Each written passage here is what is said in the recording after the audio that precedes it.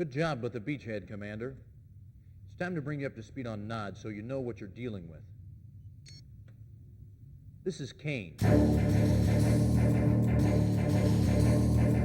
I didn't know what kind of game CNC1 was. I didn't care what kind of game it was. I just knew I had to have it. They're blowing up buildings and airplanes are flying in and nukes are going off. They couldn't build them fast enough. They were putting them in the shells and they were just blowing off the shells.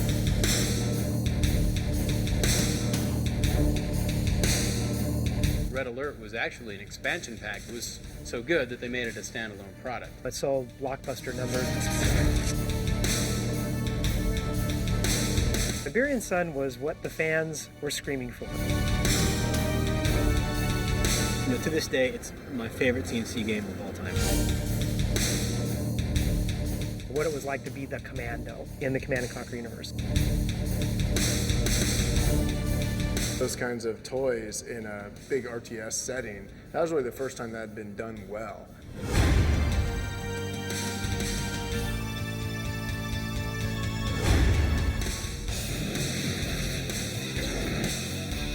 Command & Conquer is all about the combat. Commander. Commander. Commander.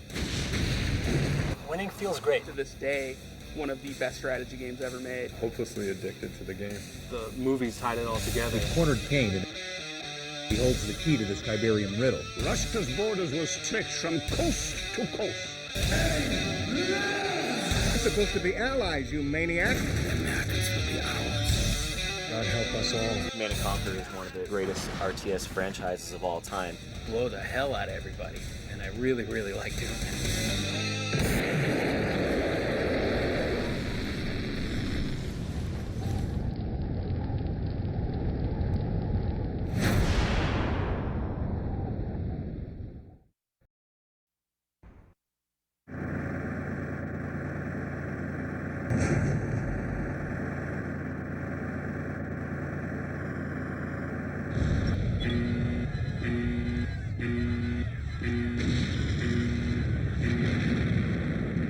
Fought long and hard, Commander, and it's all come down to this.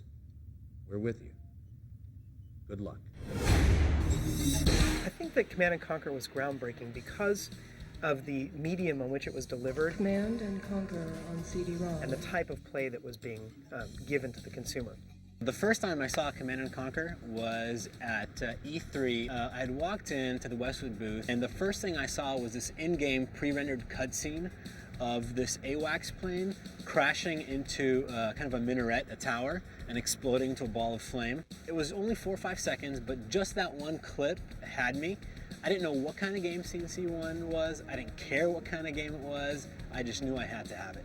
I thought it was amazing. I mean, it was like nothing I'd ever seen before. You know, you had tanks and they're blowing up buildings and airplanes are flying in and nukes are going off, and it was this real immersive experience unlike anything you had ever played on like a Nintendo before. I just loved, you know, grabbing all these tanks at once and throwing them at my enemy and commanding orcas and, you know, and grabbing, you know, soldiers, and, you know, I was in control of an entire army, not just of one person or one car, and that feeling was so great. When CNC1 came out, I was actually going to DigiPen, which was the first video game programming school, and me and my roommates, there were 5 of us living in this house together, and one of the guys had a computer, he got the game, and none of us knew what an RTS game was. And we spent countless hours playing it, and we all got copies, and we were playing each other all the time. We didn't get any schoolwork done for like a month. It was awesome. They added an online feature where you dialed into your friend, and I had a buddy who had it, and again, the first time we ever connected, and instead of playing AI, I was playing a buddy of mine. That was so unreal. That was just the most amazing experience of my life. So I was at Origin when the first Command & Conquer came out, but we were just all super hardcore gamers, and we're, you know, anticipating CNC for a long time. They had, you know, really cool ads, and, you know, we were looking at screenshots, and so when it came out, like, everybody at Origin went out and bought Command & Conquer and pretty much sold it out around Austin. And I would say it was only about 2 weeks later that we had our own official tournament for Command & Conquer, multiplayer tournament, and it was awesome. I mean, we had like an MC, all the development teams, marketing, everyone was in there playing, and it was actually the first time in my, you know, at that time short career in gaming where I actually saw the whole studio rallying behind a game that we didn't even make. That's more the game series in general. most people, and myself included, like the idea of the storyline. The whole alien substance comes to Earth and people fight over it because it means a lot. Sorry to interrupt your briefing, Commander, but we need your help now. Kane discovered we were hiding Mobius, and he's throwing everything at us but the kitchen sink. It's up to you to mobilize the strike force. Acquire Mobius and rendezvous with the rescue choppers. Mobius may be crazy, but he holds the key to this Tiberium riddle. The most memorable CNC moment, I would have to say, was in the original Command & Conquer when they introduced the character of Kane. You had been taking your orders from this guy named Seth for like half the campaign, and he was getting sort of jealous of your success, and then all of a sudden he was being really nice to you, and you weren't quite sure why, and he brought you in on this plot to sort of attack America and do this behind Kane's back, and this guy, this bald, mean-looking dude in this black shirt sits down, and he's like, hey, I'm Kane, I'm the boss, and you're working for me now. And that was just an amazing, moment in gaming and storytelling that was like, wow, I immediately know who this guy is, I know why he's a badass, and now I'm working for him. This is very cool. If you ask anybody what their favorite character was, and I would have to agree, it would be the Commando. You could blow up buildings, which was awesome, and each time you would click on a building to destroy it, he'd give this good line. He'd say, I got a present for you. I got a present for you, with the C4 and, one-hit kills on structures. That was, he was so full of character, and he was a great unit. Back then, there really weren't a lot of games that allowed you to compete with each other, and it wasn't just about like reflexes. It was about strategy and when to build your forces, when to attack, when to focus on your economy. So it was just brilliant. So we created the covert operations to make individual missions that you could pick out one at a time, not in a story, and that were really hard. And at the end of the day, some of them we felt were nigh impossible. But it turns out that within hours, people had beaten most of them, if not all of them. And within days, we had many people that had completed all of them. So I think that maybe we thought it was a little harder than it really was.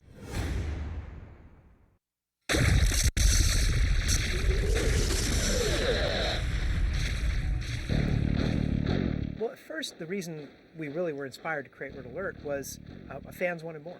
People wanted more Command & Conquer, and we clearly couldn't put the kind of number of years into the product to sort of start from scratch and build a whole new thing.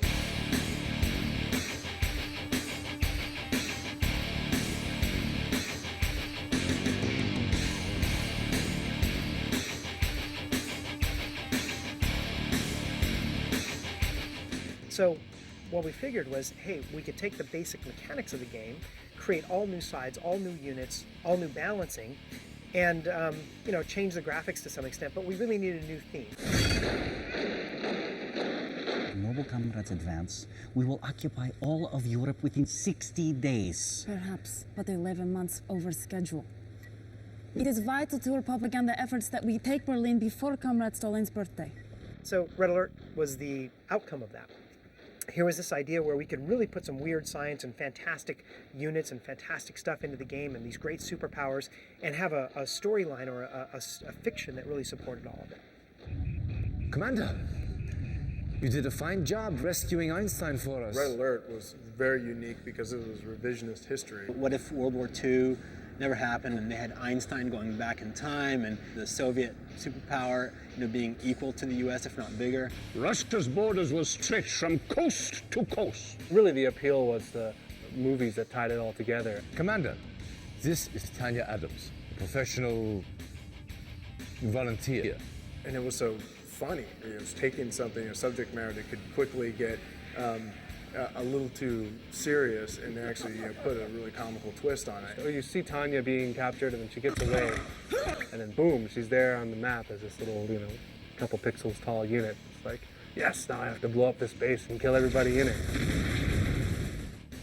A lot of people don't know that Red Alert was actually an expansion pack to CNC. And it was supposed to be kind of this alternate kind of Command & Conquer thing, and then they ended up thinking that it was so good that they made it a standalone product. It sold blockbuster numbers. To this day is still a favorite of the series. It's Stalin!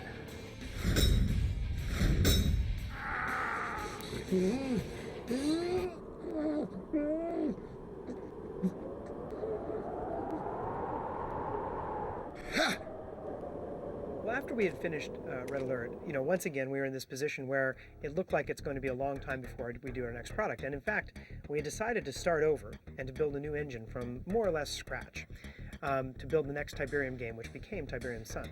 So we had a long gap there, and the best thing we could do with all the artists and the audio guys and the designers was to devote them to building new mission packs and new units for Red Alert, the game, or the engine.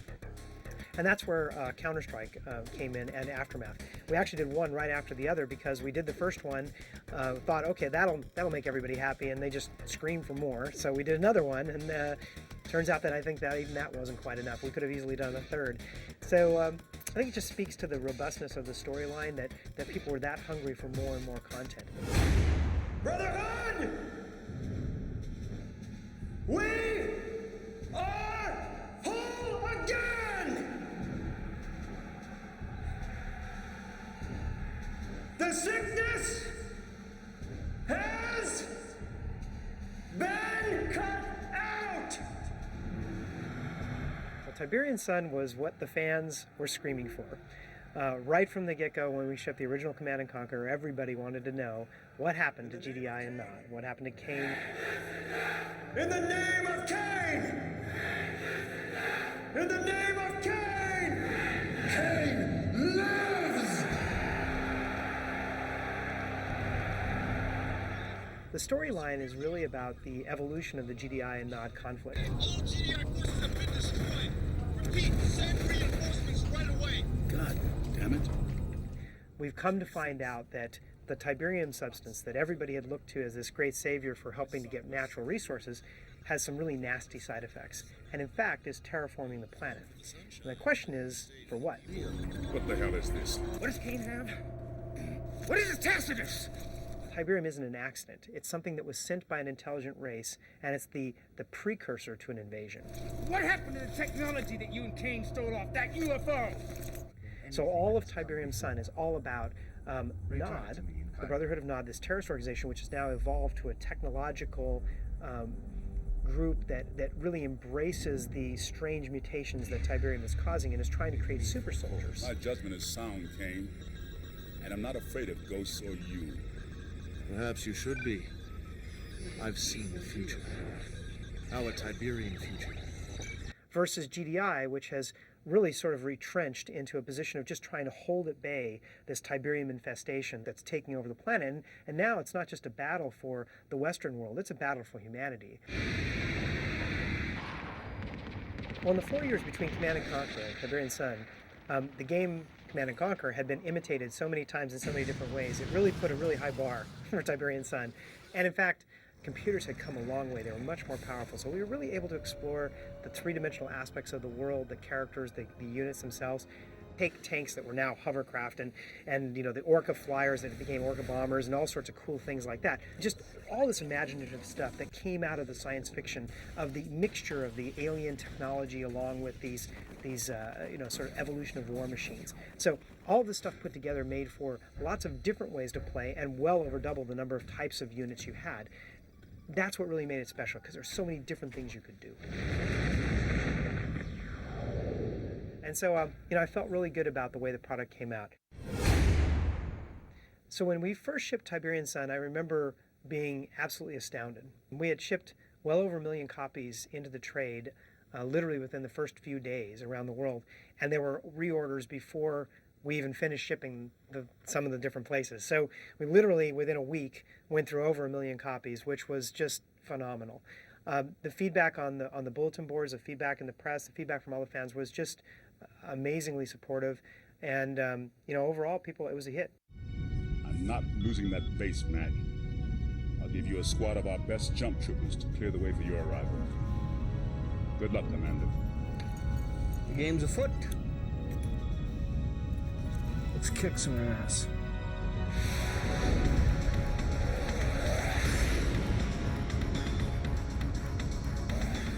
So as we finished up Tiberian Sun and we were working on our next product, and which ultimately became Red Alert 2, we really wanted to make sure that the expansion pack on this product did something a little different. So we added a third side through the expansion pack, which was the first time we actually had done that. And that side was Cabal. Here was this artificial intelligence created by Kane, and really was supposed to be like a master control computer that would help him wage battles, but it became sentient and ended up running the show all on its own.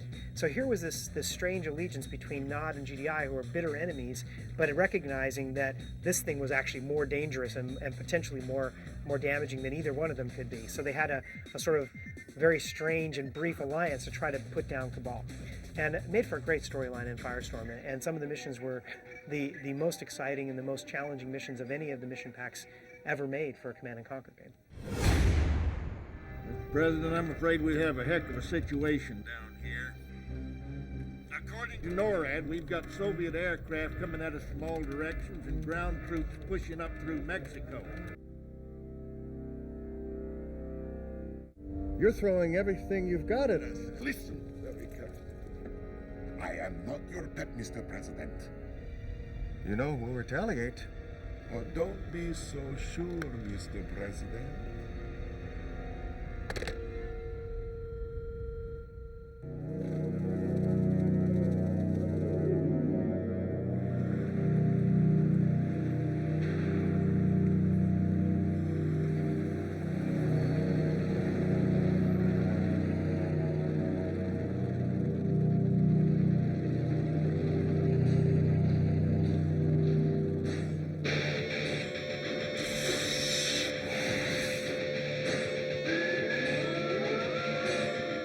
Red Alert 2, things really got exciting in the Red Alert universe. Not only did we have all the weird science from the original Red Alert, but we had sort of gotten religion, and the guys down in Irvine really outdid themselves to make two sides that were really, really different. I was just absolutely blown away by it. I was a big fan of Red Alert 1, but this one just took everything that was great about Red Alert 1 and like cranked it tenfold. It was super fast-paced. Red Alert 2 had units like, mind-controlled dolphins and squids and psychic soldiers and, Kirov blimps with these giant, demon faces painted on the front that would drop bombs.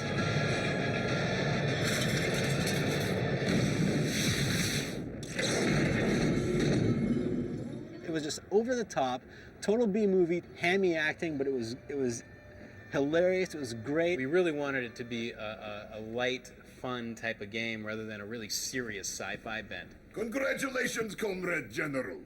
See how the American President Dugan ducks for cover.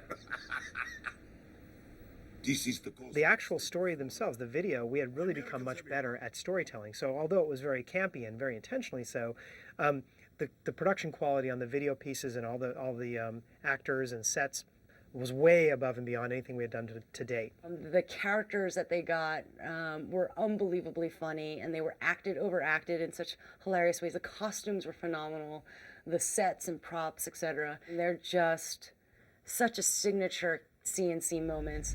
Please stand by, Commander. We have an incoming broadcast from General Carville at the Pentagon. I hope you're rested and ready, Commander, because as of 0800 hours, you are in control of every satellite, base, tank, airplane, enlisted man, woman, and child in the eastern United States. I remember, playing through the single player missions and just trying to get to any clips of Tanya. General, I hope the commander is up to speed because we don't have time to waste. I'm sure Tanya has every confidence in you, Commander. Oh, you're sure? Well, it's not. She always became my favorite character, and I think it was the first time she said in Red Alert 2, she's like, I got a present for you, and then she, blows up a bunch of soldiers in front of her, and I thought that was the coolest thing ever. Yeah, Tanya, I mean, she's sexy, she's hot. If we don't move fast enough, we'll all become slaves to Roman. The CNC community just goes, goo goo gaga over her. There's nothing worse for a soldier than losing her mind. It played so well. The pacing was so well done. It was so fast paced. All the units were, as close to perfectly balanced as possible. I remember Mark talking about designing high, making sure that all of the game elements really had huge impact. So explosions were never small, they were always big. And, a unit wasn't a little bit better, it was a lot better than the last one. Rhino tanks didn't get a bit better with veterancy, they got 3 times better. And all of this really combined to make this sort of frenetic game experience that just exploded onto the screen. This series was all about making decisions in a clutch. And the faster we could make people play, the more we forced them to make decisions with imperfect information and without a lot of time to sit down and ponder it. You either make a decision or you die. Right from the very first moments of Red Alert 2, you knew this was going to be a game that was just going to grab you by the throat and drag you through it. And that's exactly what it did. It was such a good game. I fell in love with that game the moment I saw it. And to this day, it's my favorite TNC game of all time. Red Alert 2 was, I still think to this day, one of the best strategy games ever made. And it was just, this quirky, campy, fun universe tacked onto this just amazing gameplay.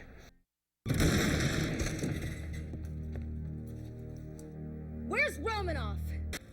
When you're done patting yourself on the back, I have a little proposition for you. The president has invited you, us, to his victory gala at the White House tonight. I thought maybe you'd want to ride. Just listen for the sound of the helos.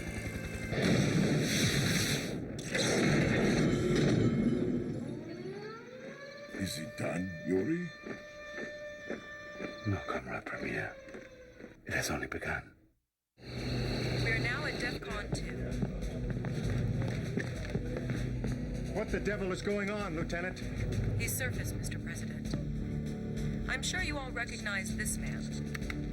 We know him only as Yuri, fugitive advisor to Soviet Premier Romanov. While we were busy fighting the Soviets, Yuri was using his mind control technology to establish a secret army of his own. With Yuri's Revenge, we needed a villain that was, everything Kane was to the original Command and Conquer's even more. Constructed some sort of device there. What kind of device? Perhaps I can explain, Mr. President. Yuri. The device is called a psychic dominator. There is a network of such devices spread across the globe. More of your mind control tricks? No tricks, Mr. President. In a few moments, I will unleash a tidal wave of psychic energy designed to dominate the minds of an entire planet. There will be no more free will, only my will. Yuri. This Yuri is going down. We take care of traitor Yuri. So Udo Kier, very well-known German actor, really got into the character and did a phenomenal job of bringing Yuri to life. I fear you are out of time. And to this day, he becomes one of the most iconic characters in the entire Command & Conquer universe. Be one. With the addition of Yuri's Revenge to Red Alert 2, I think really the Irvine team pretty much perfected real-time strategy in its time. Yuri's Revenge added a third side that was yet again completely different from the other two sides. So everyone was kind of mind controlled or had slaves, and that was the side that was the most filled with the most personality. You could explore your character of how you would do your strategy in totally different ways, and these units could combine. The IFVs could actually, you could take one unit and stick it inside another unit and change its functionality, and there were so many different possible combinations that it felt like you were constantly discovering new units that could be used in the battlefield. It was, I think to this day that I know of, the beefiest or meatiest expansion pack for any RTS game, and really for any game that I've played.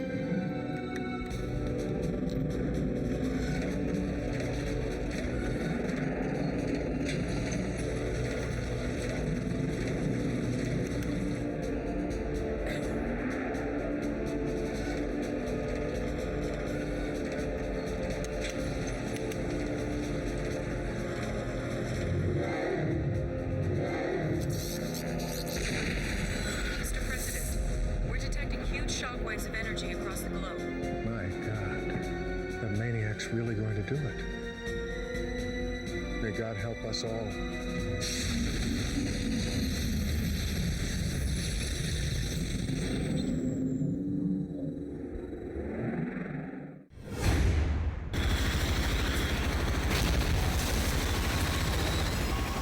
From the very first Command & Conquer, there was this character, which was the Commando.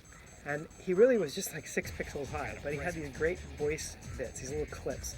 Like, I got a present for you, and that was left-handed. And it had all this attitude, this sort of Rambo-esque attitude. And so from that very moment, we had decided we wanted to one day do a game all about the Commando. And that's what Renegade was all about, was this one character from our Command & Conquer universe in the Command & Conquer world, and how he could make a difference in the battles. And that's what Command & Conquer Renegade was really set out to do, was to let you fully explore what it was like to be the commando in the Command & Conquer universe. We need those reinforcements yesterday. It's a fantastic game. It was all about you going through the world and discovering what horrors Nod had created and being able to turn around and defeat them sort of single-handedly. In the modern world, great leaders resolve their conflicts with words.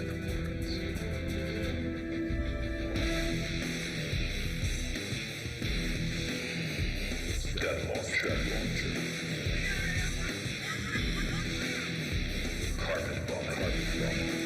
In the case of Generals, it was really to take the world of Command & Conquer, the gameplay style of Command & Conquer, and set it in a contemporary warfare theater. I mean, it's such an exciting, volatile place, you know. It seemed like great fodder for us to really center a universe around. And they were more based on kind of real-life counterparts, the Chinese, the Global Liberation Army, United States. And then we, fought over the world that way. It was our first opportunity to bring Command & Conquer as a franchise into the 3D world. Finally, we had 3D hardware that could actually generate these huge cities with shadows and characters and tons of hundreds of units, all battling it all out at the same time.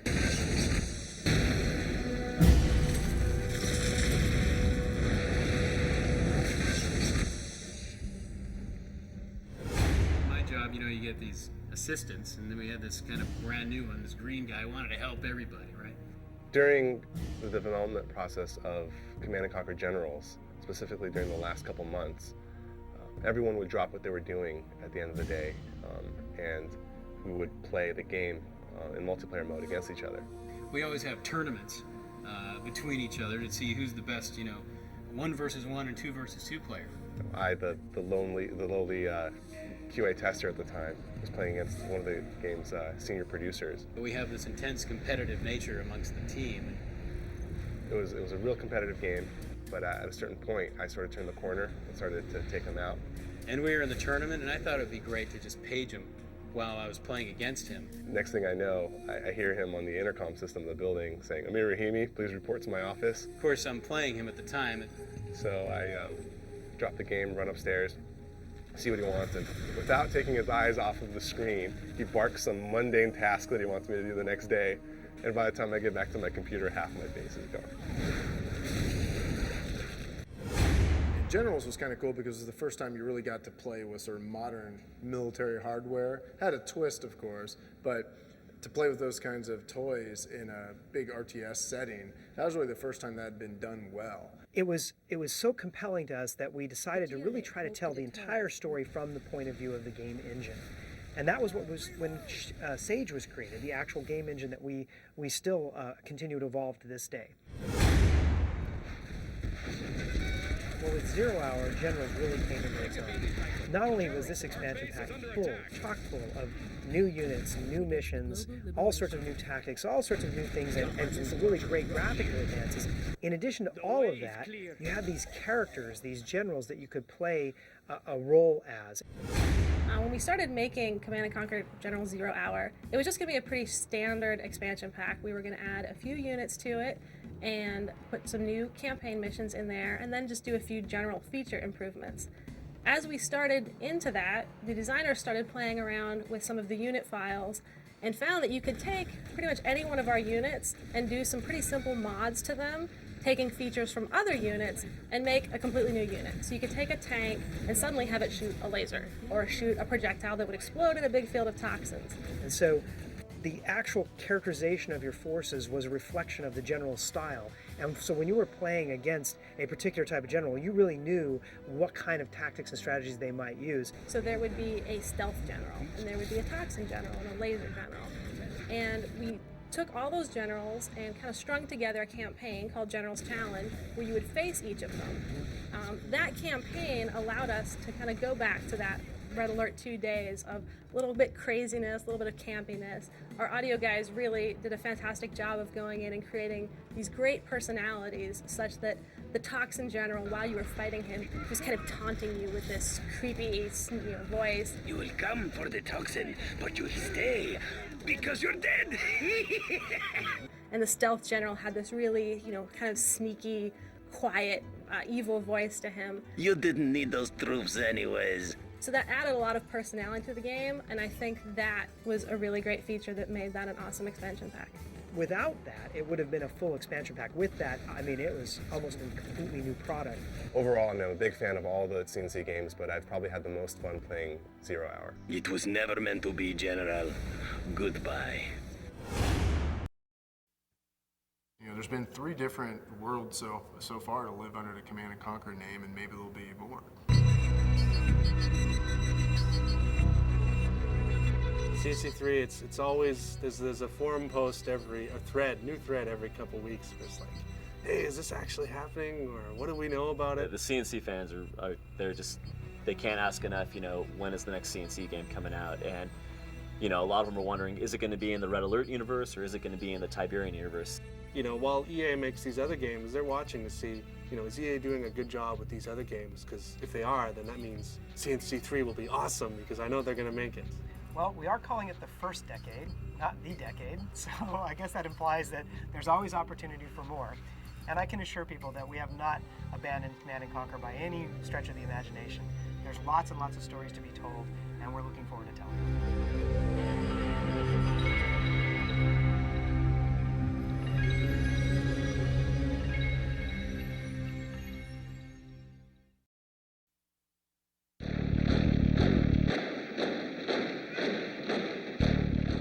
I think from the very first days, we noticed that the CNC community was going to be a big part of this product. I'd say there's easily in the millions of fans all around the world. We had emails, websites, people sending us stuff in the physical mail almost immediately. We actually have over 700,000 people on one single newsletter alone. When people will take the time to make costumes and dress themselves up or their dogs up in characters from your games, you must have hit something right. CNC fans, they'll do anything.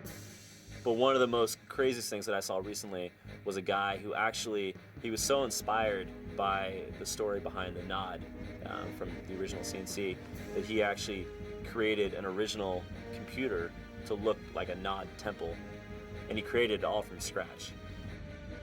This guy actually built a computer to look like a structure in our game, and I thought that was just absolutely wild.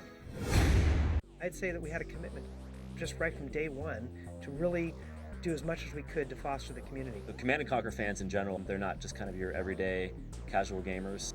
They're really hardcore. At the end of the day, if it wasn't for the fans, it wasn't for the devotion, of course we wouldn't have a series for 10 years. So that's what makes it worthwhile.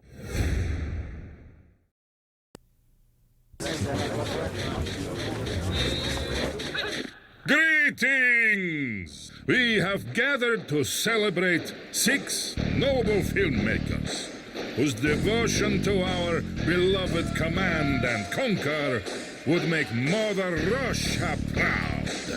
Start the show!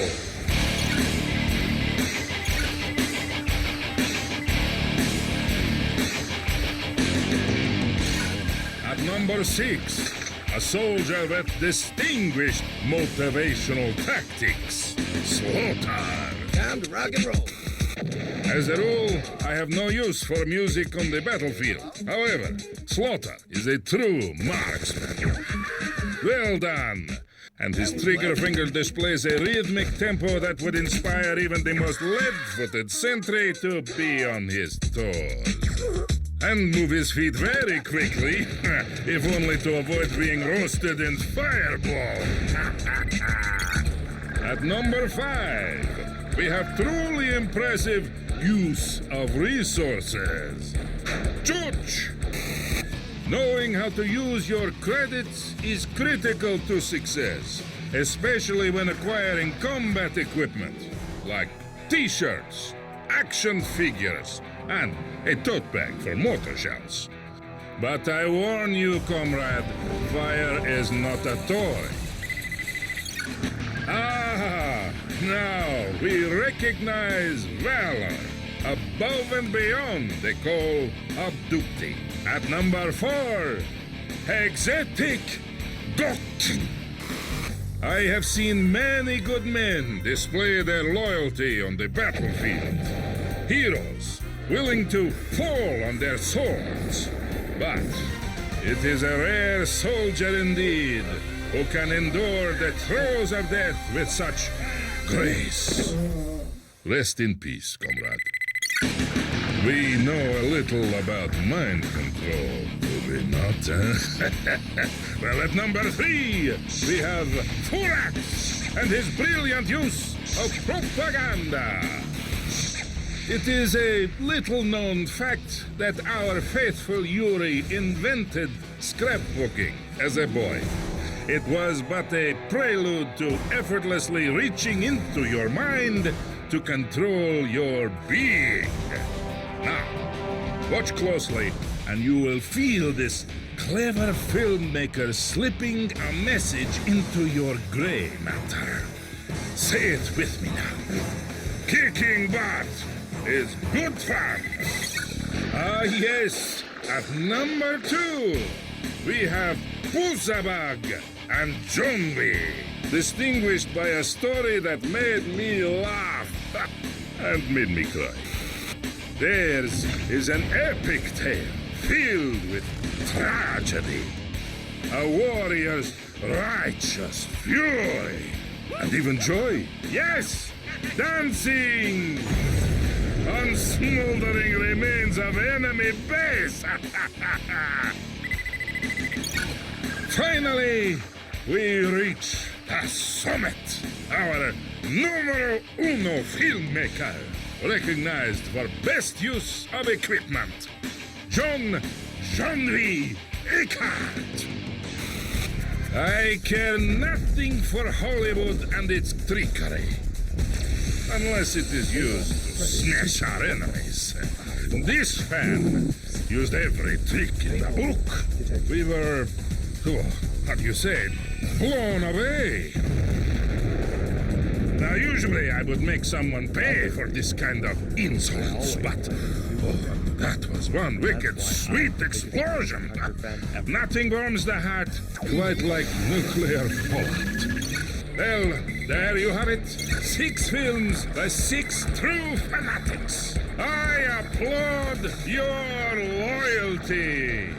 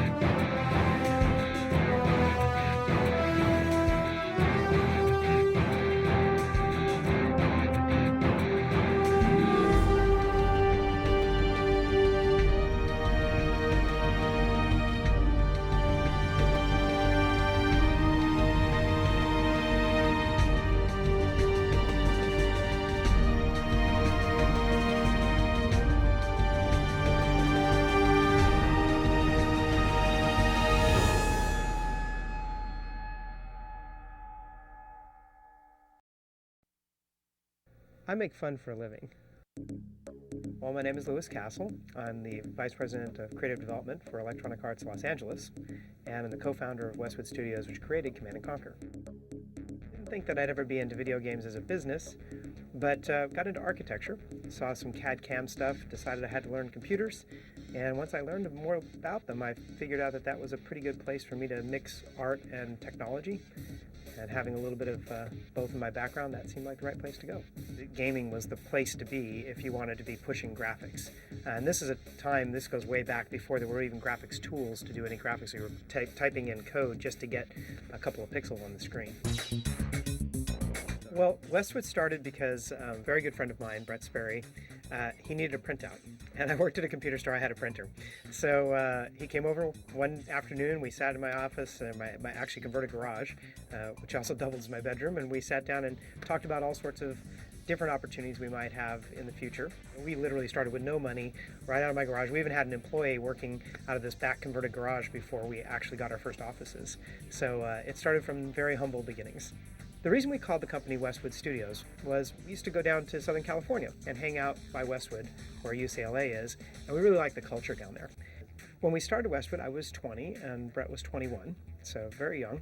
And at that time, it wasn't just the two of us, we started bringing in our friends and such, and pretty much everybody that we talked to really wanted to make these games. They wanted to have a part in the products. But by and large, you couldn't find a place in Vegas anyways that was really willing to put them first. Everybody was looking to, like I said, try to take them and exploit them to some extent, to use their time and energies and just try to grind a game out of them, versus really giving everybody a chance to grow and become true craftsmen. And that allowed a company like ours, which really focused on fine arts and music and the things that we would call now production values, we really saw those as being very important to games. And at the time, that, believe it or not, was pretty revolutionary thinking. Most people really focused on, didn't matter what the game looked like as long as it had the sort of core mechanics to make it fun. We would hire people with absolutely no computer experience at all. For a while, I remember we were running an ad in the paper asking for any artist who had 10 years of illustration and painting experience, professional experience, as a minimum. And there really weren't people you were going to find that could do that and had computer graphics experience. And I remember hiring guys like Gary Freeman, fantastic artist, and Rick Parks and a few others that had very, very little or none at all, no experience at all as computer operators. And they would always ask me, they'd say, well, why are you talking to me? I don't know anything about computers. Why would you want to hire an artist like me?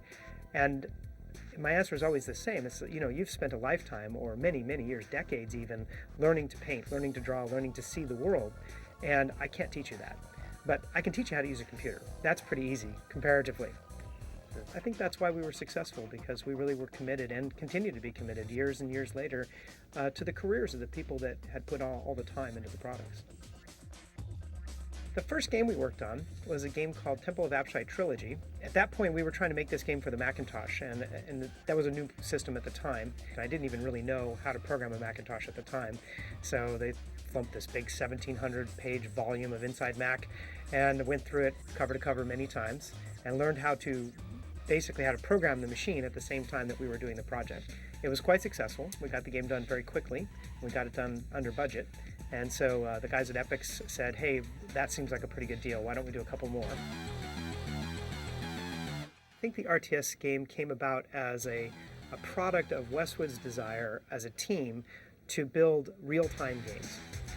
The reason I say that, we had done a game that was quite popular called Eye of the Beholder, which was a Dungeons and Dragons game. And it was all in real time. And we loved strategy games. But the thing that always struck us about strategy games in general was they were a little on the dry side. So what was really exciting and what seemed to really get everybody's fires going was, what if you had to do the strategy game where you're moving units around, you're building units, you're deciding how you're going to spend your resources, but at the same time, you weren't able to have the luxury of waiting until your opponent moved. You had to do it all in real time, right there on the spot. And by the way, somebody else is trying to beat you at the same time. So all of this stuff happening at once and really feeling like you're combating against somebody was what really drove the genre. It really makes real-time strategy games so much different than a typical strategy game.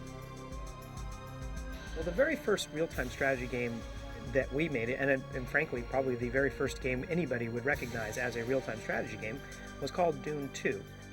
We shipped this product, it did very well, And we decided to do our own original property around the concepts, the core compulsions which made this strategy game so much fun. Sources indicate that GDI terrorists were convinced that this simple hamlet was involved in the manufacture and shipping of Tiberium. When will this madness end? Only when General Shepard and his vision of one world order is stopped.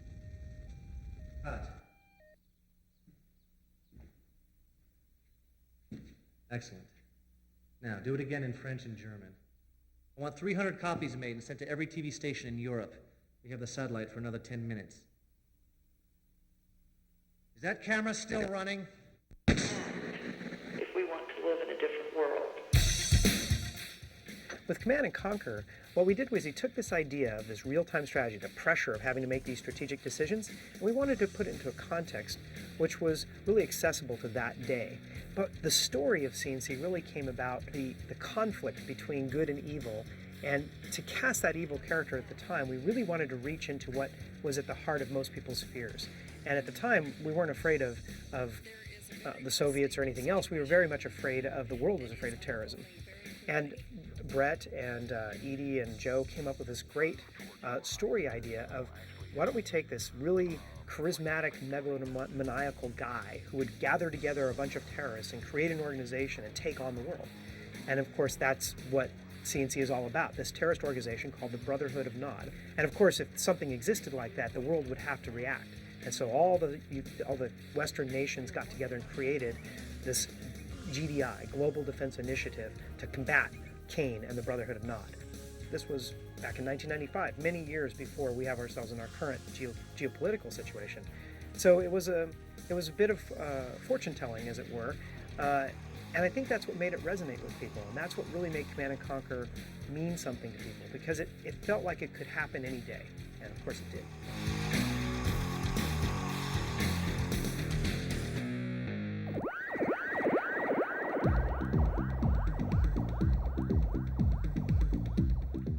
In the creation of the original Command and Conquer, there was a lot of hard days, I guess. You know, there was a couple of years worth of work that went into that product. The boys at R&D have completed preliminary testing on the ion cannon. And so everybody in the company, even the people not working on the product, had a really clear sense that this was something different and something special. So we were inspired, I think, in ways that you can only be inspired of by just a passion and a love of the business, to really stretch, to really push ourselves. I remember talking to Brett one time about the movies, and he said, well, they have to be full screen, and they have to be full color, and they have to play off a CD-ROM with audio. But you can't do that. It's like, well, we'll just have to figure out how, because that's what it has to be. Clearly, we were very, very cutting edge. One of the very first companies to put out what looked like movies for your computer. I need you and Morelli to take a couple of these babies up and put them through the mill. But at the same time, the things we were doing in real-time strategy were quite difficult. Hundreds and hundreds of units all having to figure out where they're going to go on the map all at once. Back in those days, the CPU and the computing power overall just wasn't there. So those were really hard problems to solve. So between being this armchair general that commanded all these troops in real time against other generals, and this incredible storyline that really felt like it was coming off the front pages of the paper, that's what really solidified CNC as a story to be timeless. Stand by, I'll link us up. Condition critical. Know why not had this beach bottled up? They're protecting the big Tiberium refinery that intelligence somehow missed. We need backup now. There are now more than 200 areas of the Earth affected by Tiberium deposits. And the concept of Tiberium was the need to have some sort of central resource that everybody was fighting over. There had to be this discontinuous event that would suddenly charge up the world and make all this stuff come to a head. Dr. Mobius, tell our viewers just what Tiberium really is. It had to be something that was really unusual, something that would really trigger these world events. And that stuff starts to change the way the planet works. It leaches all the minerals out of the soil and surrounding area and turns into things that you can easily harvest: gold, platinum, nickel, and things like that. So it turns out that there's this gift from heaven, which on the one hand allows you to have a lot of quick profits, but on the other hand it turns out to be quite toxic. And that's the nice dichotomy of Command and Conquer. We have this really sort of heroic figure who turns out to be a villain. We have these people who claim to be trying to do the right things, which kind of feeling a little on the military side, and this never really feeling like anybody's completely right or completely wrong.